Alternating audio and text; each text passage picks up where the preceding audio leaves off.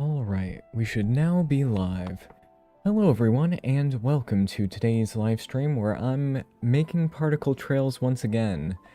I made this a long time ago, back when we were still using the buffer hack for geometry nodes, before simulation nodes were even a thing, and since then, when the simulation zone came out, trails, that method for making trails became very slow because of the way that the caching worked. So I put it on hold for quite a while, I would say maybe 6 months to a year.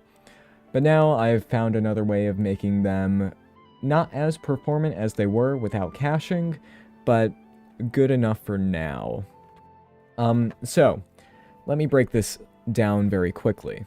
So we're having some particles spawning in on a plane right here. Just a little plane that's spawning in particles. They look like this. That's what's being fed into the system. I have a custom node set up for setting particle information, just so that I don't have to keep remaking it every single time. This is for a larger particle system, so if this goes over your head, no worries. It's mostly just storing data, and most of it's not really necessary.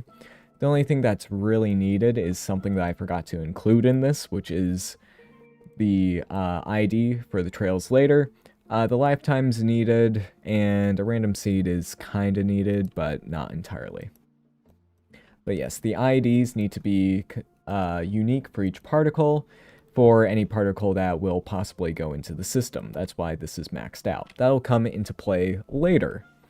Next up, what we want to do, this node is not being used at the moment, so I'm just going to go and disconnect it. That's for splitting particles, but that's besides the point.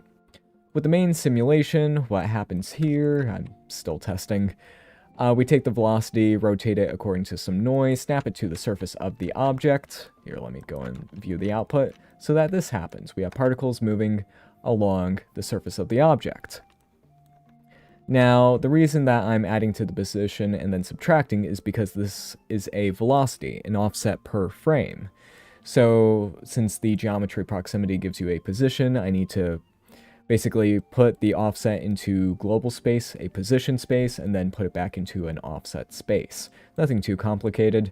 And then I mix between the unedited velocity and the snapped velocity, depending on how old the particle is. And then for the particle solver, there's a good amount of stuff in here. There's like rotation nodes, but we don't need any of that. What we generally need here is, just offsetting, storing this as a velocity, then offsetting the position. All the live stuff is just boilerplate for other things, and then the delete is just in case the particles get too old, they will delete themselves. Again, I make these into nodes, which the particle setup is available on Gumroad for free, but again, I'm trying to make an actual particle system so that I do not have to create everything from scratch every single time. I'm using 4.1. Oh, let's read the chat real quick. Oh my god, I need this right now for a project. Thank you so much for teaching us. Yeah, you might be a tad disappointed because I am using Blender 4.1 because it needs a little extra something for the trail mesh, the custom curve normals, but everything besides, well, technically you could do the custom curve normals by creating the curve offsets yourself, which I've done in the past. But again, 4.1, just because we need extra technology for this.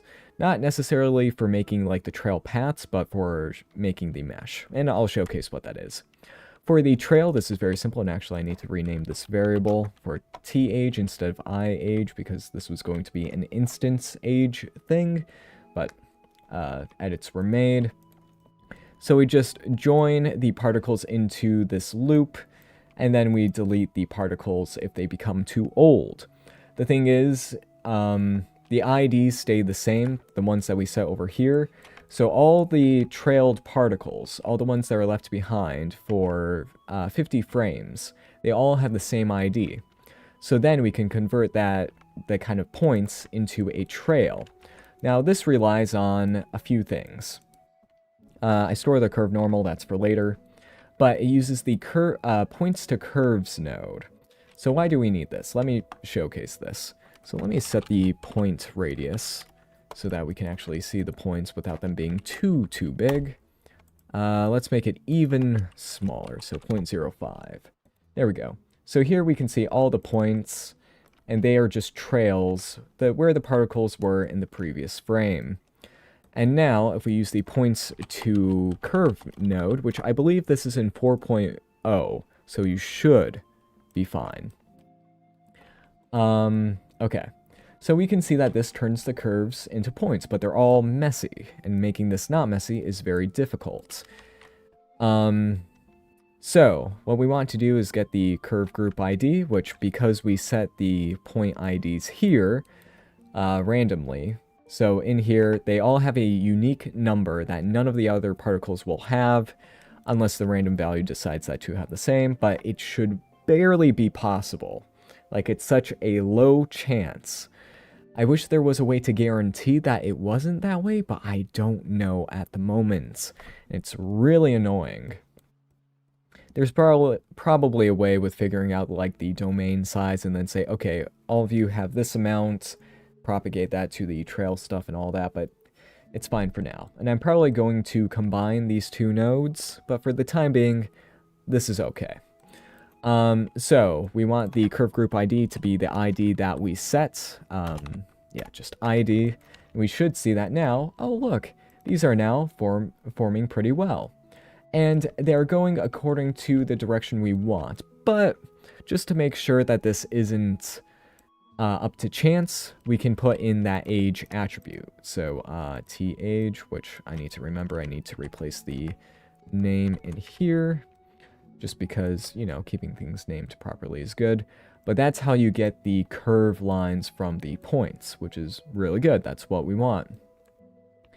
And then, let me delete this because it's already in the node group. And then after that, I set the curve normal. Here, let me do that. So I take the velocity and cross product it just so that it's basically the z-up option for the curves, I think. Actually, yeah, let's see if it is just the z-up. Because without this, if we set this to be minimum twist, which I believe is the default, we can see that these are twisting at the bottom, which is really, really, really bad. If we set it to z-up, we can see that those are consistent, but they do tend to twist a little bit. Or no, not twist, but they like to snap when they change directions too much. With this setup, with the velocity setup, I think it's pretty much the same to the z-up option, but I have the option to switch that around. So I guess, yeah, this is doable in 4.0 if you use z-up. But actually, I'm going to use a switch node just to compare. I just threw this in so that I wouldn't have to deal with any surprises. But let's actually figure out what's going on. So here, if we switch this up. Okay, they're similar, but not exact. Let's see. Very interesting. So the cross product rotates it by 90 degrees. Essentially, well, there's some other stuff happening, but that's the end result. We take the velocity, rotate it by 90 degrees on whatever axis we choose. In this case, it's the z. But we can see that gives slightly better results. I guess because with z up, it's taking the curved tangent, while with free, we're giving it the information from the particle. So it is better to do it with the velocity, but it's probably barely noticeable unless something goes maybe in extreme conditions. But again, not too sure just yet. Set curve radius, what you would expect. And then we go and store the gradients. Oh, and this is a crisscross line, so negative 0.5, 0.5, and then same on the y-axis. I did store a named attribute for the second one just so that the textures don't align perfectly. You'll see that in the shader editor. Let me move this up. I store gradient x, gradient y on the curves, and then curve to mesh, we send it out with a material, and then that is that. So for the material, which I need to fix because I changed that one parameter, instead of IAge for instance age, because I was using instances in the past, I'm swapping that out for trail age, or just TAge. Okay, that all seems to be good. So we should see, and I'm going to save this in its current condition. So there we go. Are you using the points to curve node? Yes, I am. That node, it's very good. I'm very happy that's finally here, because making trails beforehand, I was like, okay, I'm gonna try to use the extrude node, but how do we make it so that it goes from here to there? No, I'm just going to instance a mesh line and then merge them all with the merge by distance node, but all of that is woefully inefficient. While the points to curve node is the most efficient that we have at this time. And I think it is what we want. Eventually, I would like it so that the curves, I won't have to use the curve to mesh node. I could just use the hair curve nodes, which have the ribbon GPU rendering stuff, so that we won't have to spend a few extra milliseconds creating an actual physical mesh, because that is not great. I do not like that. Again, I want to use the GPU whenever we can, because the CPU is struggling, because, you know, everything is done on the CPU in GeoNodes. Okay, and also because the ribbons always face towards the camera, while these I have to crisscross so that they don't look like crud. Yep, so that is that. Let me read the chat once again. Oh, right, and I should go over the shader really quickly. I'll just move the testing stuff out of the way. Okay, so before I get to the chat, I'll just read this. Gradient Y, we can see that's a crisscross gradient right there. And then I take the trail age instead of gradient X because this one just stays consistent, like it won't bunch up if it's very short, like gradient X would. So I just used age, T age. We can see that works. I should probably store the lifetime attribute to use here, but that's this is like, okay, this will last for 15 frames. That's how long the trail gradient will be. We put that into the color ramp. We multiply the two so that we get this kind of shape. Then we multiply by the age so that fades as it goes along. And then I get basically the curve, UV maps. Using a similar technique, I just add in some time, because if you add 1 with the trail age, then they will not look, it will look like they don't move, which I can showcase here.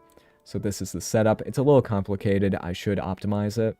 We can see that the random attribute, which is stored inside my particle system, transfers over into there. The curve 2 is just so that the second part of the crisscross of the curve is offset. Again, I should probably make that a bit better, more compressed. Okay. And then we have all that. I just get gradient Y, make it into UV map, put it on to the noise texture, which as we can see here, that's happening. If I set this to 1, we should see that the noise is not moving at all. If it's set to 0, we should see that it is speeding along with the particles pretty much perfectly. I keep it at around 0.85 just so that it gets that kind of mystical feel. Okay. And then when we have this, remap it, put it into here, and then I use my logarithmic fall off technique, which is a little janky, but it works. I've used this for so long, but it does just work. We basically have a minimum with 0.999 on the top, then we feed into a logarithm with 0.999 on the top, multiply it by the input gradients, and then we multiply it by whatever thing we want. That's the node setup. Like, the problem with node setups is that they're harder to explain, but they make it a lot easier on myself because I've made these hundreds of times at this point, and I'm frankly quite tired of doing it. So it's like, let's just make it once, make it an asset, put in the asset browser, we just drag it in, we're good. Alright. Hi Ben, hello. How's it going? Okay, now I will read the chat now that I went through all that. Oh, and also this uses Alpha Blend and no shadow. Let's see. I have a suggestion for the particle system you posted. It's follow/target object option. I can take that into consideration. Like, the parts of the particle system that I want to get done are the kind of boilerplate stuff. But if you want to target an object with a specific node, it would be like, oh, do you want to target the mesh or this or that? And it could be done by the user with a rather simple setup. My particle system is more boilerplate than, like, I don't know, something that the Blender devs would create. In terms of like, okay, we have a node for every situation you would want instead of you having to build it yourself. I'm not at that point level because I'm still trying to figure out the collision system in a fast fashion because I do not have the option for, I do not have the tech just yet for an octree or a KD tree or any of the trees to make particle self-collisions fast or for continuous collision in a proper way because the current version dampens the velocity because of technical reasons or overshoots because I need to do 2 offset steps in 1 for the raycast and yada yada. Okay. Hey there, what do you mean by global position / local offset for the proximity snapping to surface? Yes, let me explain that a little bit more. So, when I'm affecting the particles, we take the velocity, and that in my particle system is basically saying, how far did this particle move from one frame to another? So we take the previous offset, we dampen it, we do a ton of fun stuff, but if we feed that into the source position of the geometry proximity, it won't work, because it's just an offset. If we were to do that, then we would see that it's all messed up. So to convert this offset into a position, an accurate one, we add it to the current position. So that's what it kind of sees. Okay, I'm offset this amount in like quote-unquote real space, shall we say. And then we take the position output from the what's now snapped to the surface, and then we subtract the current position so that it'll now be back into an offset. It's kind of a roundabout way of doing things, but it's a little bit easier to do it this way. Again, this would probably be a node group in the future, just snap offset to surface or something along those lines. But yeah, that's how I did it just for convenience, so that I don't need to add in a ton more nodes for recalculating velocity in post. And then we mix between the unedited and edited velocities. Because if I were to set both of these to 0, we would see that these particles are free flying, and that looks really, really cool. I need to make more variants of this effect. That's what I want to do. Make tons of versions of this effect that looks so cool, because now particle trails are back. They're no longer super duper laggy. They're still moderately laggy. Like, here, let's change something and then look at the timings once again. Like this, when it's... Actually, no, that's all right. For Blender terms, we can see that almost all of it... Oh, wait, no, that's because the simulation... Here, I need to actually reset all of it. We can see that a good amount of the simulation is... with changing the curves to a mesh. And again, I wish we had the option in geometry nodes to convert this into the hair curve ribbon data type, if that makes any sense. But also, those hair curves are just broken. They don't render correctly in anything but cycles. We just... the devs didn't have the time to put that in, which is very odd because so much effort was put into the hair system a year ago. And if you set those attributes with GeoNodes, they just won't work properly, which is very annoying for people who, like myself, have worked with a lot of hair or ribbon-based effects. So we have to do it with a mesh, which is slow, but it's what we have to do, unfortunately. And we can see here that since the trails are going on for 50 frames, they're a lot longer than what's showing up visually, just because of the way the shader is set up. I gave it quite a bit of wiggle room. So I hope that explains a good amount of this, and I do want to showcase... I need to remember to swap that back. Some of the colors. So right now it's just red. I have an option where I re-randomize the randomize and all that good stuff, so that we can get a random color. Let me boost up the brightness. So something a little bit more along those lines. Let me set this to 0.999. I really, really, really like the crisp gradients, which the logarithm method is the best way that I know how at the moment. I've tried like a curve fall off. It hasn't had that crisp uniqueness that I've wanted. So there's that. And then I'm trying out a new method for trying to get that kind of iridescent look. That's been my kind of thing for the past while. And so far, I haven't really found anything quite good enough.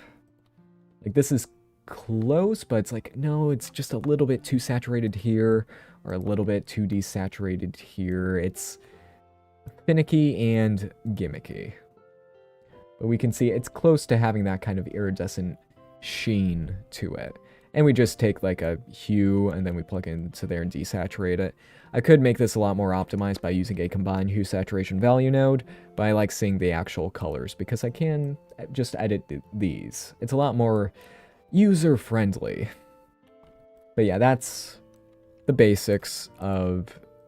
That's how I did the trail system. Again, I want to make everything you're seeing here into a node, so I do not have to see it again. That's the goal. Make it so that I don't have to worry about any of these effects going forward. Let's switch this back into the red because that's what looks the best. But yeah, that's the goal. Make it once so that you never have to do it again. And they should both be one geo node, because again, this one's so small. Like it's okay, maybe, well, yeah, it's small enough that they could easily be combined and then just put a few drop down panels into there and we should be fine. Yes. And I should also spit out the points. I should have several outputs. One that is the meshed version, one that is just the curve, and then one that's just the... Do we actually need the points as an output? If I were to make this a generalized node. It might be useful. Yeah, we'll see. Because it's just a little annoying because it's like, what if someone wants to replace the profile curve? Well, they would have to go inside of the thing to do it. Or I could add in an override to do all that. So lots of interesting... Or I could just use my curve to mesh node that I made, which also has UVs. I have a curve to mesh UV node because the Blender devs haven't gotten to that branch again yet. I remember that there was a branch to do it, but then it just got... It hasn't been worked on in probably like 9 months. So here's how to get curve to mesh UVs. This is the current workaround, and it sucks. Just because it's very annoying to set up. So we need the index of both the curve and the profile curve. You basically detect the seam, and then you do that. I'm forgetting what I did with this, but this is how I did it. It's annoying because you have to evaluate the stuff on the face domains, which is inefficient. But that's the way I found how to do it in the least amount of nodes without everything going whack. But that's how you do it. It's not great. I really wish that was just a built-in solution because it would be so much faster. But it's what we have to do now. So all that just added one more input to a pre-existing node, which is very annoying. If I could implement that into the code, I would, but I do not have enough experience to do so. Anyway, so also one thing that I like is that with the snapping function, I can determine how much it follows the object. So I'm setting it so that it has an influence of 20%, which, as we can see, it's staying within a range, which could look very, very cool on its own. The one downside is, of course, it's not, colliding with the mesh. I could try to implement that, but I would like for it to be fast instead of slow, even though it's very few particles. It should probably be efficient enough. Can you tell how you are splitting the index for points for trails? I'm not splitting the index per se. Here, I'm giving each one a unique number, which is the ID, which I should implement into the actual particle system because that is essential. Because there were some quirks with the IDs that I was working with, and I was just like, okay, we're just going to set the ID to the index so that when they get joined up, they'll be fine. but it needs an option at the very least to set a completely unique ID rather than just the index. And the Blender devs do something. I've seen this once in the hair curve nodes. As far as I've seen in the code, I haven't seen like a number typed out like that. But anyway. But yeah. Again, for the actual changing the points to the curves, and again, I should combine this into one node setup instead of having two. But this is the magic. It's just, hey, since we set the ID before, we just compress it. But the thing is, it still feels a little bit subpar, because there's still a chance that two of them will have the exact same ID. And I really don't like that idea, that some of them will just still have the same ID and they'll still freak out. One idea that I've had is to make it so that I have a different age value for the particles, so that even if they do attempt to join, no, it'd still glitch out, but the glitch would be less. Because, again, let me show you what happens when this does glitch out. So let me say, yeah, 100. So that's the error you'll get. All of them start to kind of spaghettify in that way, which is really not fun. Not fun whatsoever. And there's always a slight chance, a 1 in whatever this is, for two to have the same ID, which will cause a very obvious error. And apparently I can't set this into the negative, because if I do, let's just showcase this. Oh, what? Huh. Interesting. Let's see, like that here. Okay, so I tried this out. And just that happening, I don't know why that's occurring. Like, it's acting as if the IDs all were set to the same value. Which I don't know why. I'm assuming it's a weird integer limit thing, which also in Blender I've heard. I haven't verified this, I haven't looked in the code or anything like that. But it seems like integers are secretly floats. I haven't verified that, but that's what I've heard. But yeah. Actually, we can take a look at the ID values for this using the text viewer. So just ID. And again, we're doing all this work so that we can get what people who use game engines and basically every other program get built in. Because, let's see. Ah, they all do have the same value. 2147483648. Why? Why? I fail to understand. Like, maybe because it's hitting the... Here, let's get this. Let's see what's going on. No, I'm seeing the same thing. Why would that be freaking out in that way? Take a look again. Okay, nope, well, now we are getting some stuff. We just need to not actually hit that integer limit. Which I'm assuming, once it hits the limit, it flips back around to the negatives. Why?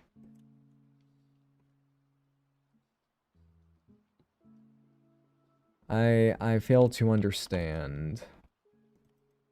But if we do that, we get, since we have an extra space, it should be fine.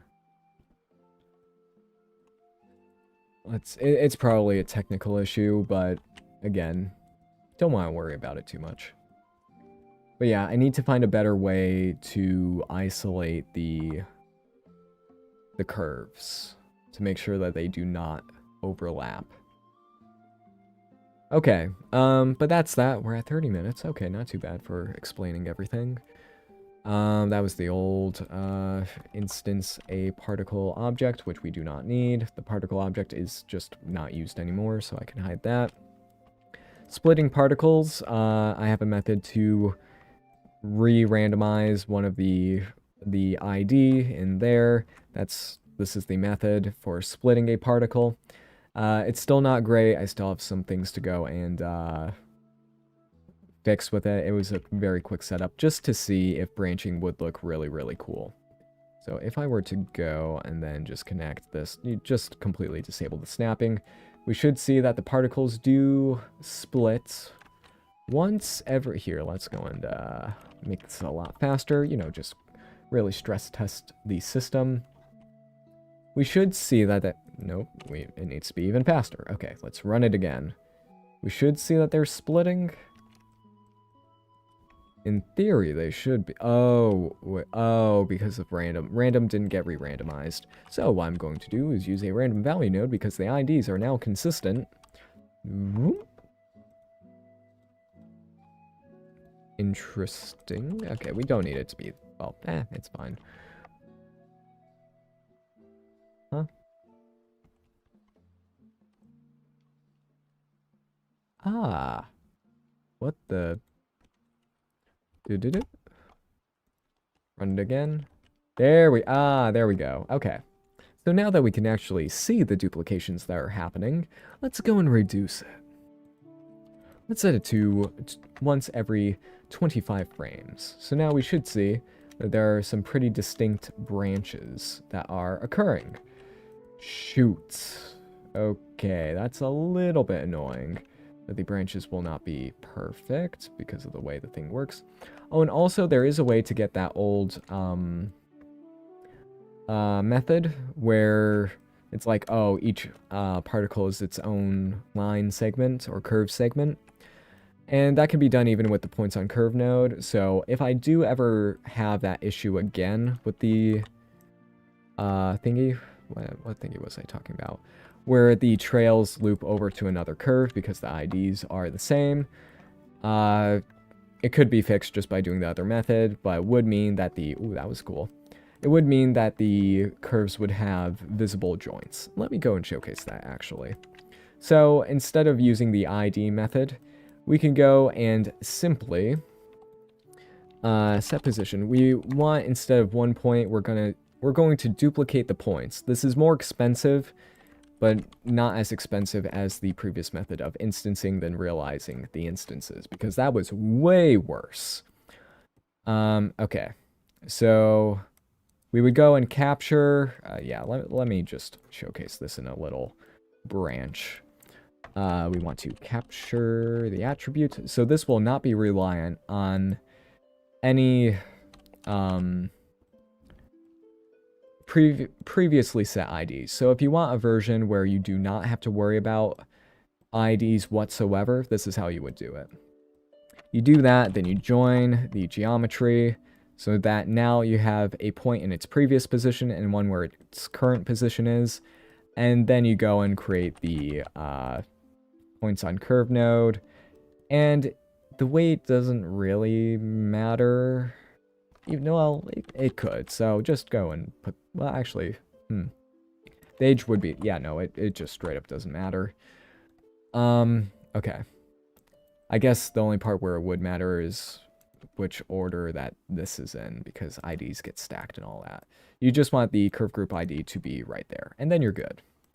So if we go and supplement this with this, we should see that now they're segmented, which means that you will have to input the gradient to make this smooth, to smoothen out the trail age parameter that I have, because now these are all segments. So if they split, it should be accurate because they're just referencing their previous position, and so on. So it's a bit more expensive, as we can see here. It's actually, let's put this into a frame so that we can see the stacked data. Here we can see that it goes around, at its peak, it goes at around 1 millisecond, maybe up to 1.4, around 1 millisecond. While with this version, we can see that's just a little bit more speedy, you know, about twice as fast, which makes sense because of what the data we're doing. We're literally copying the amount of vertices and then doing that. So that is the story behind that, if you wanted to do it. that should probably be a mode in the trail system. But yeah, that is the story. Alright. And I could make it so that the trail age was set differently for just in the thing so that you won't have to edit it in the shader. But that's for making a stable node group, something which I will do in the future. And if I set this to 1, by the way, they'll just really stick to the surface, which can look cool, but, you know, giving it a little bit of wiggle room is nice. Actually, it looks like magic flowing through the person's veins. Almost, you know, a kind of energy effect. That's what I was going for. And again, now that I've finally remade the trail system, I can do quite a bit with it. So that is the plan. Any other questions with it? Let me read the chats. Let's see. Can you make RA1 forming effect using geonodes? I don't know what that is. You mean Tron cube effect? I have made. Oh, I did make a Tron cube kind of formation slash deconstruction effect using the old particle system. It wasn't great, but performance would be exactly the same due to how many instances you would need. Blender really has a hard time with instances, simply because, well, I'm assuming the code hasn't changed in like 10 years. Alright. Let's see. Hi, well, Blender physics system will update. The Blender physics system won't update anytime soon. The rigid body system is broken. I'm assuming, yeah, the cloth sim, basically anything in this system is now partly broken because of the dependency changes in 2.8, so they've been broken for like 4 years, where if there's a change on the mess, not mess, well, it kind of is a mess. If you change something on the mesh, like if you have a floor that is warping and stuff like that, and then you have a rigid body object that contacts that, even if the rigid body system is set to the final version, or wait, if it's on the floor or on the object in my experience, it just won't update unless the user manually updates like a modifier in the stack, even if it's a value that does nothing. It just needs to update. But the problem is that because of the dependency things, it will not update automatically, and it can't update automatically. The devs have no plans on fixing that just because they want geometry node. Well, one, because the dependency change was very much necessary. It was the old systems that were kind of broken because the rigid body system was kind of on the object level when it probably shouldn't have been. But anyway, yeah, so all these are pretty broken. Geometry nodes is nowhere close to supplementing these for a long time, besides maybe dynamic paints. Even dynamic paint is very far in the future, because there you could bake it into a texture, which we won't be getting that for like 5 years, if I'm being honest. That's very, very low on the totem pole. So all that, like most of that won't be... We just don't have the ability to do in GeoNodes. Like all of these use algorithms for making them faster that we don't have access to in GeoNodes. And once it does become possible, we'll have to make it ourselves. Probably. We'll see. Most likely. But that's partly what I'm doing now. Making a new, better particle system than Blender's own one that has more possibilities. The only downside is you have to build it yourself. And there's more nodes, but that does mean more flexibility than the previous one. Like trails, how would you do particle trails like this in the old system? Maybe there was a way to do it, but I do not know. And again, I want to make a hair physics system because we got the new kind of hair system with GeoNodes, even though it's a little bit quirky. where, like, again, it only works on a special kind of object, which acts like more of an add-on. It's like, okay, you put this operator on an object, then it adds in modifiers and stuff. It's quirky. And then we can't simulate, though. There's no hair simulation system because, again, the simulation tools weren't really there. They just weren't there. Will you package and sell your system? The system is currently out for free on Gumroad.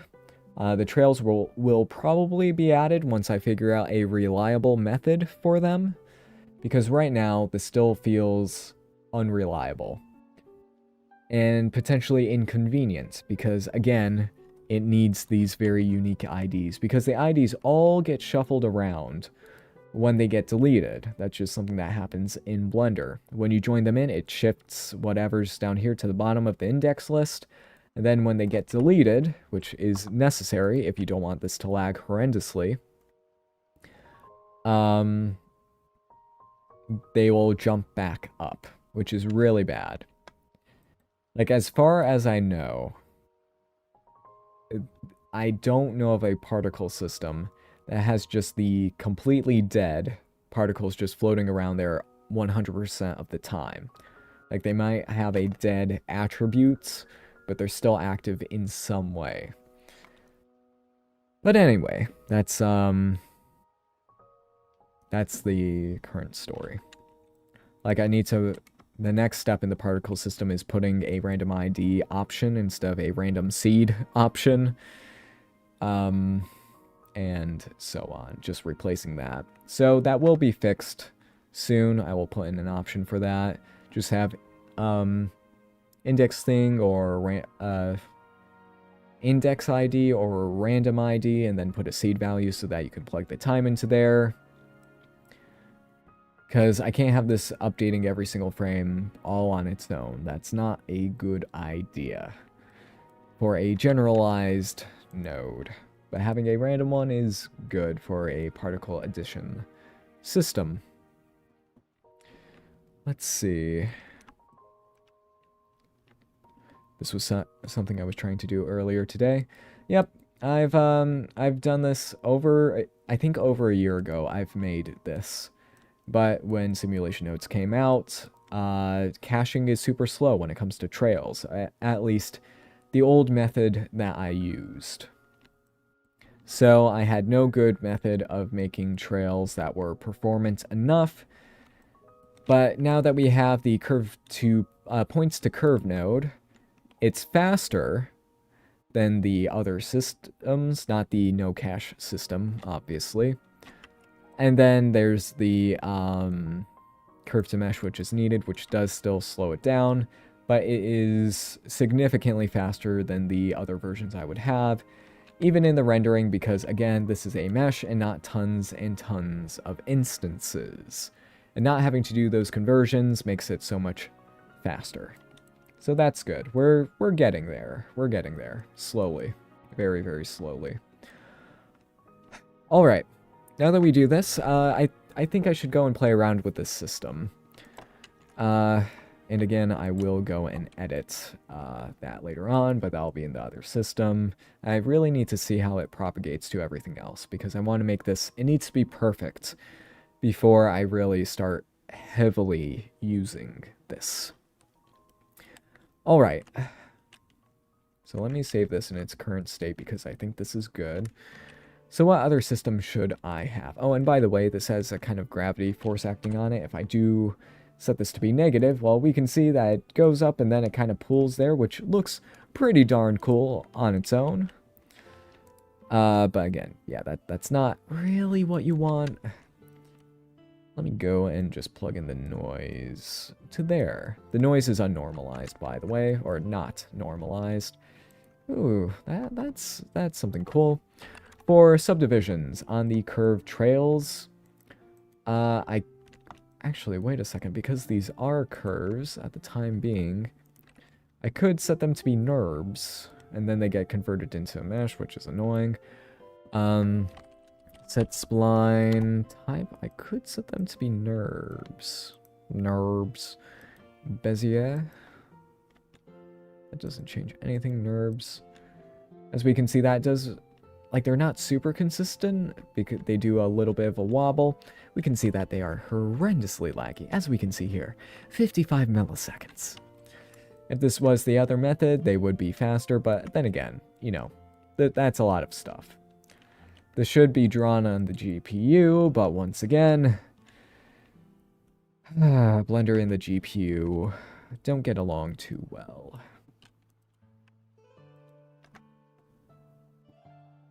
GPU rendering was even that was experimental for so long. But yeah, that's what we currently have. It's not that bad. Let's set this to 0.01. Again, as we can see here, that's happening. Like, that's pretty cool. We can see it's still trying to stay around the human form, which is pretty cool.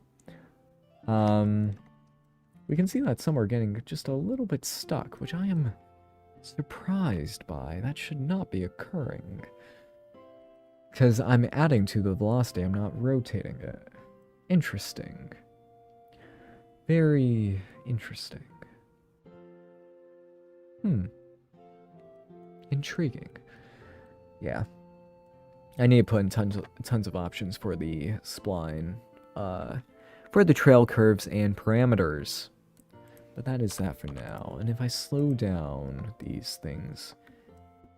Ooh, that's pretty cool. Pretty cool. Let me set this to 0.1.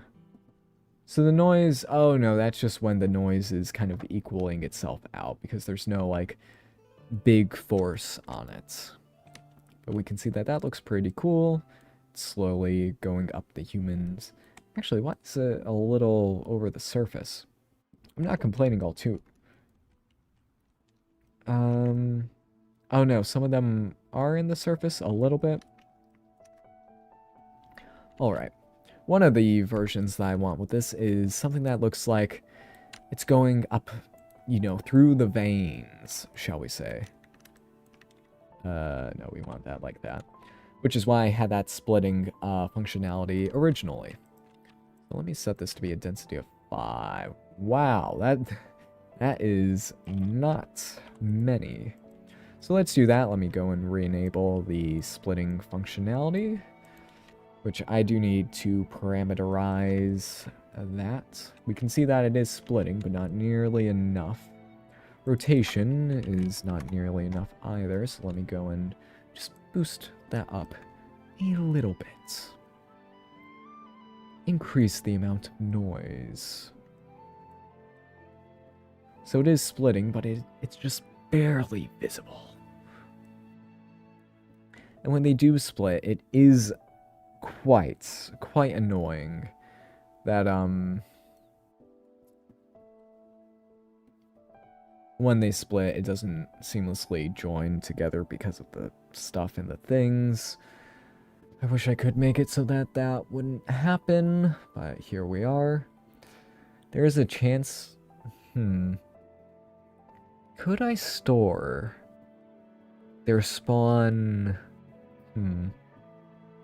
Who knows, maybe I can play this in a very, very smart way. We'll see. We'll see. Okay.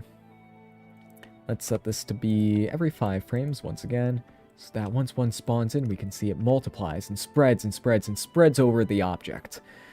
And then really starts to lag. It branches out in a very cool and fascinating manner. Alright. There we go. Pretty cool. We can see, like, the age all fades at the same time, which isn't really what I want all too much. Oh, and this... Oh, wait a second. Yeah, I should use the frame value, so that's not the same every single time. Right? Yeah, it has to be that and that to function. Okay. So... Yes. Okay. Only 25% of the time it will do that splitting, which looks pretty cool if you ask me. Let me go and turn off the age fade. At least for now. There we go. even though the value is a little bit low. Oh, wait a second. For some reason. Oh, that's because I'm using that random value, isn't it? The noise. Yeah, since the random is set beforehand and all the fun stuff I'm doing with that, I should use the,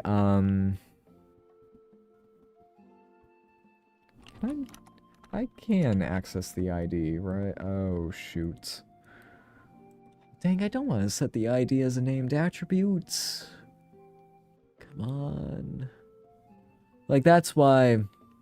Well, oh, no, I don't need to do that. I can fix it just by changing the random, like I did the ID in the splitting system. Because that's where the problem was. So all I need to do is say, hey, when you set the ID, also reset the random. Which is simple. I just need to do random. Alright, let's have this be a random. Yeah, scene time. Well, no, the ID, we set the ID. Yeah, no, that should be fine. Okay, let's play this again. And we should see... Yep, there we go. We can see that it's not in sync until its death. There we go. Okay, let's turn up the amount of particles. Let's bump it up to 10. There we go. Pretty cool, pretty nice.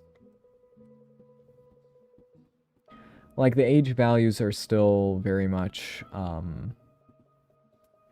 Actually, I could also slightly randomize the lifetime every time a split happens. So I could do that. I could say lifetime, which is an integer, which apparently... And I need to verify this, but I've heard that in the code, it's just a float in disguise, which is interesting.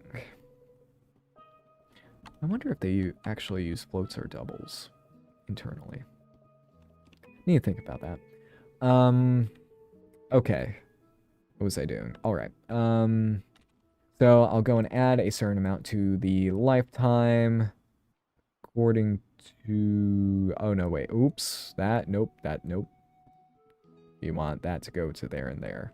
So that only updates when an actual split occurs. Otherwise, it'll keep doing what it's doing. And then this amount will be a random integer. In this case, I want to give it the opportunity for its life to be extended by 5 frames. I'll randomize all those seeds. Let's take a look. There we go. Okay, yep. Life is extended. I will probably save this as another version. Let's go and view this on a different object, just a plane. Let's give it a darker material, the same material that's on the body, so that we can actually see this better. Nope, I want to be in the GeoNode editor. So let's go into here and swap the body mesh out with the floor mesh. I could have both, which could lead to some cool effects. There we go. We can see that spreading, splitting and such, which I've done this before. But now I have this in a better capacity. And I could still make it so that the branching is fully apparent. No snapping required. So if I just go and do that, just circumvent the other thing, we can see that it just goes up, spreads, and it turns into a beautiful tree. That, again, we can't see most of it because of the way I set up the shader, but trust me, looks pretty cool. And I can still extend the lifetime. The max is 50. So again, just doing this, we can see a beautiful, beautiful tree being formed. The only downside, of course, is with the current system, the new curve splits in a different way. Which there should be a method to determine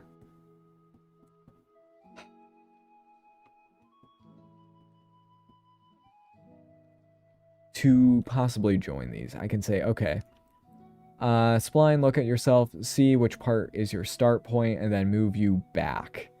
Which will inadvertently mean that this part will be inaccurate, but I would make it so that the joining is better. so many things to consider, and none of them seem like ideal options. And again, I could just use the other system that I had where each one is its own curved segment, completely agnostic to IDs that are set beforehand. Branching would be perfect. I would just need to interpolate basically every piece of data. Well, just... The only thing I would really need to change is the trail age attribute, because, yeah, that's the only unique thing to the trails. But yeah, that is the... Also, should I set a trail ID so that I could get it? No, it all... Well, what the system... No, yeah, okay. It inherits everything beforehand, which I wish we can access the ID attribute in the shader editor. But apparently that's not a named attribute in the classic way. Here, let me try. It's a case sensitive. It is. So if you type an ID, you get nothing. But if you do ID, you get everything. If we use a white noise texture, we will run into float point precision errors, as we can see here. Because again, integers in Blender are apparently floats, which explains this problem, which I'm very weirded out by. If we just throw a floor... Wow, okay, floors don't even work. Around? Around it? Snap.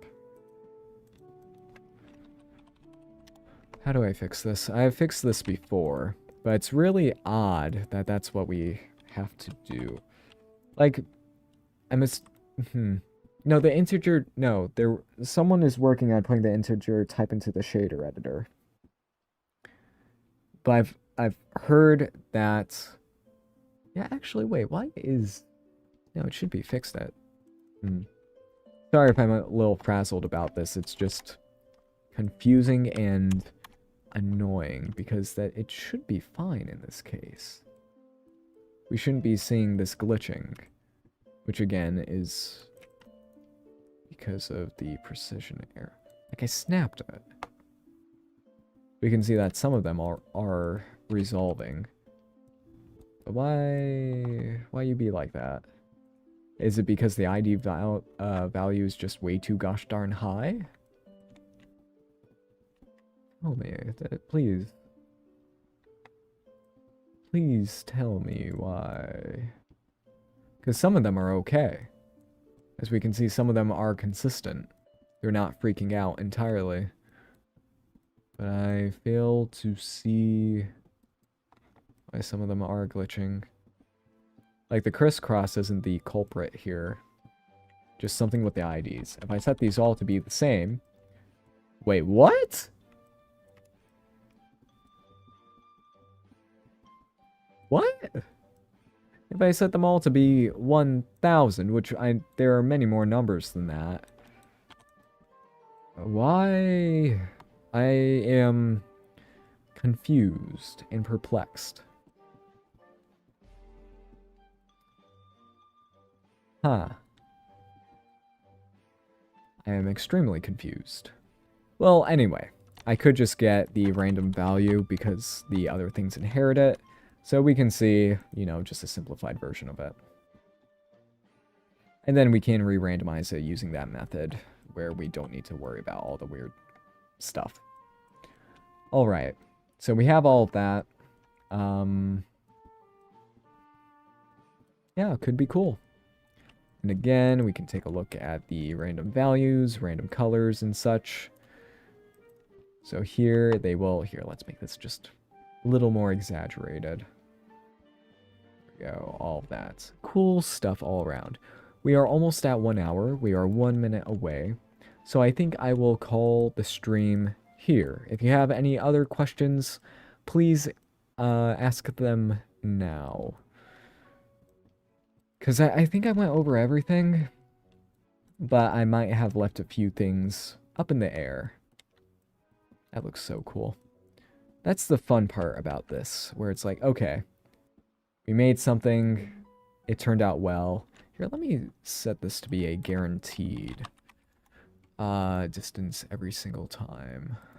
let's set this to 0.05. So here, we should see, yep, they go there and then they spread out, leading to a very wonderful looking cascade. Which I think this might be as performant as the previous version that I had, because that's a fair amount of splines. How bad is it in terms of performance? Let's run this again. So at the max that this is currently, that is... Oh no, yeah, I need to check with the old version. Well, actually, no, I can't check how fast that was in milliseconds because I think that was before we had the timing attributes with everything. Actually, no, the buffer hack still works today, so I could go and test it. But this might be more performant? I would think it's not. It has the potential to be way more performant if we get that curve, the actual ribbon rendering inside of geometry nodes, which would be really, really good. It should, in my opinion, already be there because there's an entire hair system dedicated to it. And such. But it's, yeah, the hair system's quirky with geometry nodes, even if it's on those original hair objects. But yeah, that's really cool. Let me go and just, you know, really try to make this difficult on myself. I was like, don't do 100, it'll be bad. But you know what? Why not? Like, look at that. That's pretty darn good. So many splines. Like, how many do we have here? It is lagging. Okay, so we have 500,000 edges, which explains the lag. We're at 24... Okay, so this is lagging purely from a geometry standpoint, because 40 milliseconds is when it should lag normally. Or no, wait, is it 40 milliseconds that's the limit for it lagging? It's either 40 or 20. Which I'm just going to assume. Okay. So even with all this, we're not hitting the... Actually, yeah, let's go and convert this. No, let's take a look at just the points to curves. How many are we dealing with? We have tons of splines. They're working out just fine. Nothing to do with the rendering there. Okay, so we have... Wait, how many... We have 5,000 splines, and how... Come on, work with me here. Where is the... There it is. 100,000 control points. That is... decent. But it does seem like just having that many on screen is what's lagging. Here, let me just go and move them. Nope, it's lagging just off base, which is interesting. I wonder why. Because it shouldn't be... I don't know. Maybe it's a combination of the different things. Alright.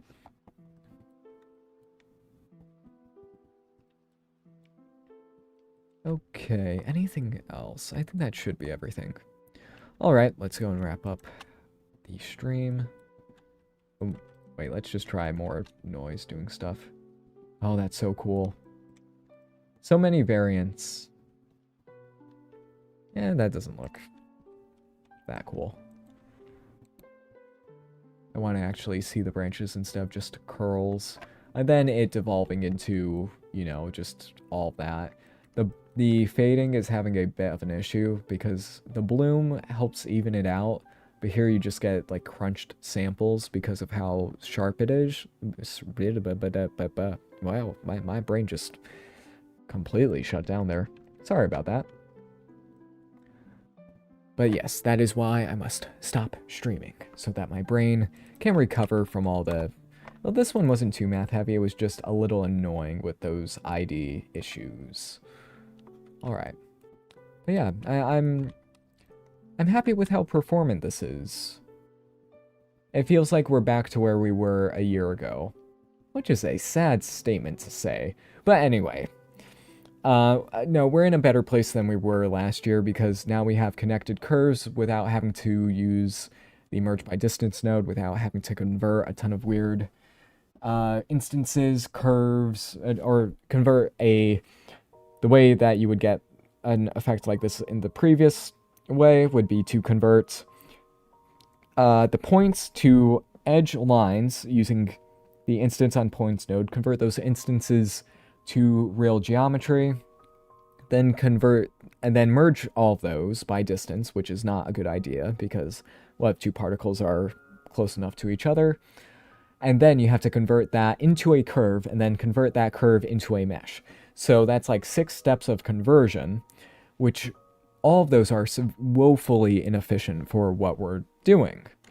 But now that we have the, in 4.0 and 4.1, since we have the points to curves node, it's now, so many of those conversions are just gone.